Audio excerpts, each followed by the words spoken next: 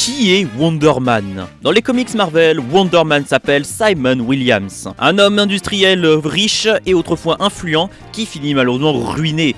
Il grandit avec une rancœur profonde envers Tony Stark qu'il considère responsable de la chute de son empire. C'est cette colère qui le pousse à accepter l'offre de Baron Zemo et à devenir un être surhumain doté d'une force colossale. A l'origine, Simon n'est pas un héros par conviction. Il est manipulé, utilisé et transformé en arme par Zemo.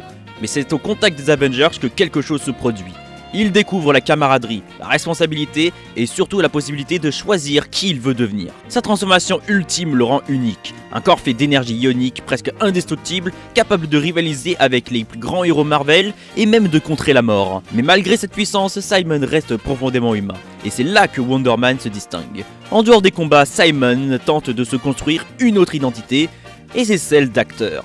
Non par vanité, mais par besoin d'exister autrement que comme une force brute. Cinéma, théâtre, télévision, et même dans un one-man show, Simon réalise même une sitcom autour de sa jeunesse, ce qui n'est pas rien. Il n'est pas une superstar, mais un homme qui essaye de trouver sa place sous les projecteurs, sans costume ni pouvoir. Ce contraste est essentiel. Wonder Man peut affronter des menaces cosmiques, mais il doute face à un public. C'est ce tiraillement constant qui fait de lui un Avengers à part, ni totalement sûr de lui, ni totalement perdu. Un héros qui avance non pas parce qu'il a besoin d'être parfait, mais parce qu'il apprend et a continuellement besoin d'apprendre. Dans le MCU, Wonder Man fera sa première introduction dans la série le 27 janvier, nous plaçant notre cher Simon au beau milieu du décor satirique et controversé de Hollywood. En espérant en tout cas que le personnage dans la série repose la même question que du personnage dans les comics. Quand on a le pouvoir d'être n'importe qui, comment décide-t-on de devenir soi-même ?